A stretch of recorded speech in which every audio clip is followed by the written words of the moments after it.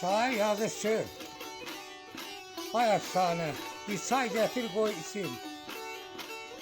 Dur başına dolanmağa gelmişim. Dur başına dolanmağa gelmişim.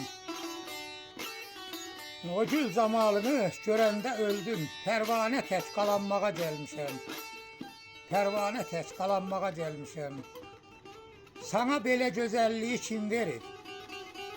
Gözüm sinem üstte şeşen ar görür. Ömrümle üst üste hörür. Peyvənd olup salanmağa gelmişim. Peyvənd olup salanmağa gelmişim. Yanak qaysaqlanıb, kövrüyüb daşıb. Zülal dodaqların öz həddin aşıb. Zəmbul kimi gül çiçəyə sarmaşıb. Ləb üstündə yalanmağa gelmişim. Ləb üstündə yalanmağa gelmişim. Elə etmə, zor gücüyle qol gerim.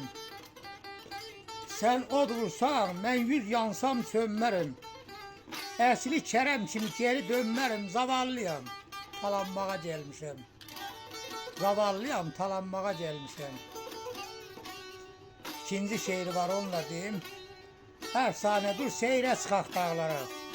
Sinədə bəslənən nar deyin öldüm. Sinədə bəslənən nar deyin öldüm.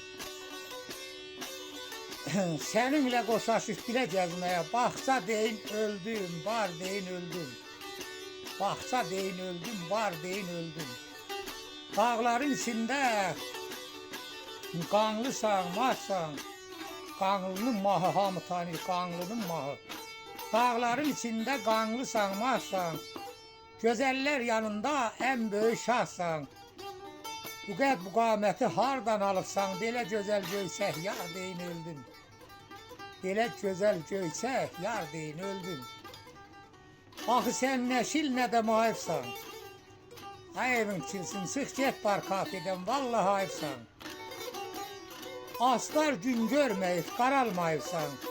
Köynəyin altında qar deyin öldüm. Köynəyin altında qar deyin öldüm. Sen Allah gözüme görünme bir de. Get yat dincel, yorgana gir de. Şair zavallıyam, eşk olan yerde. Har ne devlet ne de ki var deyin öldüm. Ne devlet ne de ki var deyin öldüm. Sinədə bəslənən nar deyin öldüm. Baxsa deyin öldüm, var deyin öldüm. Belə gözəl göysək yar deyin öldüm.